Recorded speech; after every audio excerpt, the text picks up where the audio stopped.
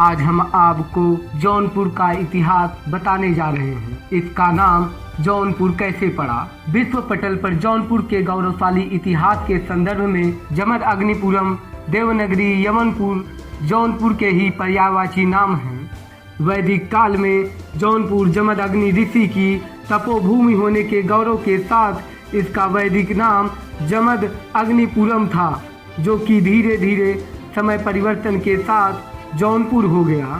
शिव पुराण के अनुसार वैदिक काल में ऋषि मुनियों की पावन धरती जौनपुर देवस्थली, शिक्षा, संस्कृति, कला के क्षेत्र में अग्रगणी होने के कारण इसका पुराना नाम देवनागरी था।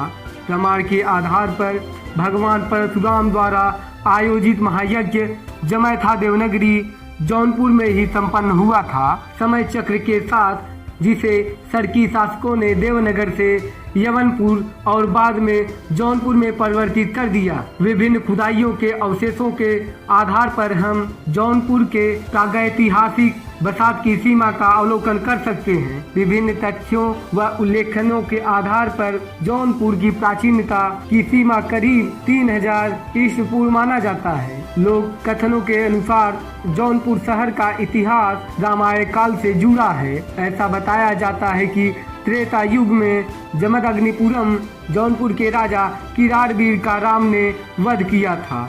कथन प्रमाण के आधार पर सरकी सल्तनत के समय में जौनपुर का नाम यवनपुर था। सरकी सुल्तान अफ्रीका से भारत आए थे और अफ्रीकियों को यवन कहा जाता था। यवनों का शासन होने के कारण वर्तमान का जौनपुर सरकी शासनकाल में यवनपुर के नाम से जाना जाता था, जो कि अवधी भाषा के प्रभाव से जौनपुर हुआ। कुतुबुद्दीन ऐबक ने जफराबाद जौनपुर पर सन 1994 ईस्वी में आक्रमण कर दिया था और तत्कालीन राजा उदयपाल को पराजित करके दीवानजीत सिंह को सत्ता सौंपकर कुतुबुद्दीन ऐबक बनारस की ओर आगे बढ़ गया। जौनपुर शहर की स्थापना सन 1359 में फिरोज शाह तुगलक ने अपने चचेरे भाई मोहम्मद बिन तुगलक की याद में की थी। जौना खान की मृत्यु सन 1351 में ठट्टा पाकिस्तान युद्ध के मैदान में हुई थी। मोहम्मद बिन तुगलक का वास्तविक नाम जौना खान था। इसी कारण जौना खान की याद में इस शहर का नाम यवनपुर से जौनपुर पड़ा। जौनपुर मध्यकालीन भारत में सरकी शासकों की राजधानी होने का गौरव सन 1393 ईस्वी प्राप्त कर चुका है, जिसकी स्थापना मलिक उस सर्क ने की थी। फिरोज शाह का पुत्र महमूद शाह सन 1389 ईस्वी में जौनपुर सल्तनत की गद्दी पर बैठा। सरकी वंश की स्थापना ख्वाजा जहान ने की थी, जो कि महमूद के दरबार में वजीर के पद पर नियुक्त था।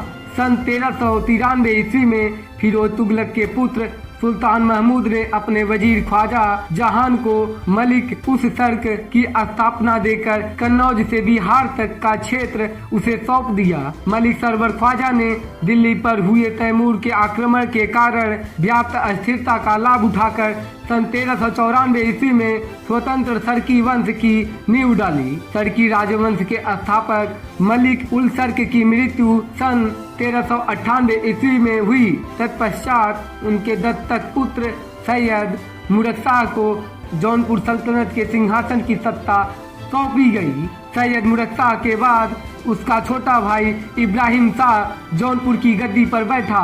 इब्राहिम शाह ने बड़ी निपुणता और कुशलता से शासन का संचालन किया।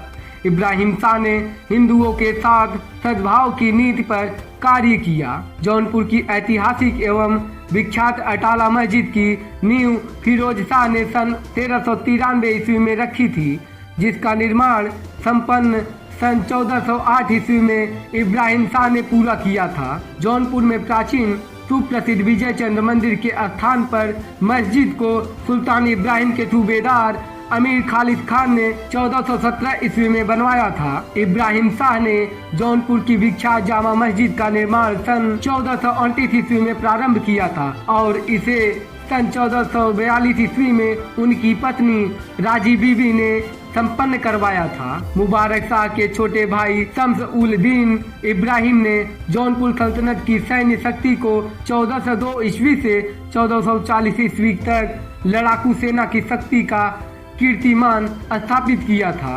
1484 से 1525 ईस्वी तक जौनपुर पर लोधी वंश का अधिकार रहा। सन 1526 ईस्वी में पानीपत के युद्ध में बाबर ने इब्राहिम लोधी को परास्त करके मार डाला था। जौनपुर पर विजय पाने के लिए बाबर ने अपने पुत्र हुमायूं को भेजा, जिसने जौनपुर के शासक को परास्त करके सल्तनत पर विजय प्राप्त कर ली।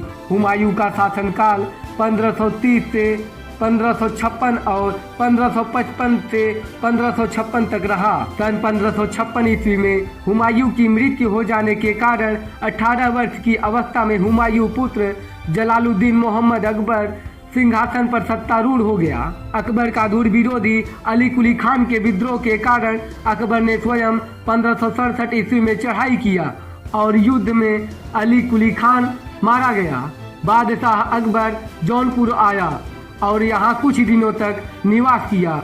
बाद में सरदार मुनीम खान को शासक बनाकर अकबर वापस दिल्ली चला गया। जौनपुर में गोमती नदी के प्रसिद्ध शाही ब्रिज का निर्माण कार्य मुगल बादशाह अकबर ने 1564 ईस्वी में प्रारंभ करवाया था। सन 1569 ईस्वी में यह शाही पुल बादशाह अकबर के सूबेदार मुनीम खान की निगरानी में बनकर तैयार हुआ था। जिला जौनपुर के सरकी सुल्तानों के समय महत्वपूर्ण सांस्कृतिक धरोहर तथा अन्य स्मारकों को लोधी वंश के मूर्ख तथा धर्मांध कट्टरता का पर्याय सुल्तान सिकंदर लोधी ने 1495 ईस्वी में बहुत अधिक नुकसान पहुंचाया था। 150 वर्षों तक मुगल सल्तनत के अधीन रहने के बाद सन 1772 ईस्वी में जौनपुर को अंग्रेजों द्वारा अवध के नवाब को हस्तांतरित किया गया। जौनपुर 1775 ईस्वी से 1788 ईस्वी तक बनारस के अधीन रहा और बाद में रेजिडेंट डेकना के साथ रहा।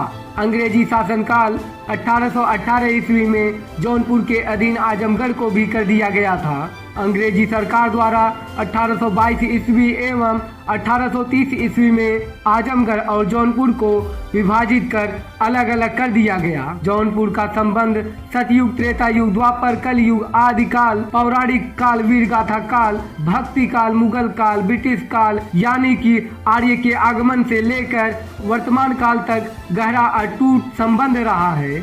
और जौनपुर में कुछ मुख्य दर्शन स्थली भी यहाँ पर प्रसिद्ध हैं, जैसे अटाला मस्जिद, जामा मस्जिद, शाही किला, लाल दरवाजा, खालिस मुखलिस मस्जिद, शाही ब्रिज, शीतला माता मंदिर, चौकिया धाम, बारीनाथ मंदिर, यमराग्नि आश्रम, रामेश्वर महादेव, गोकुल घाट, 500 शिवाला जौनपुर।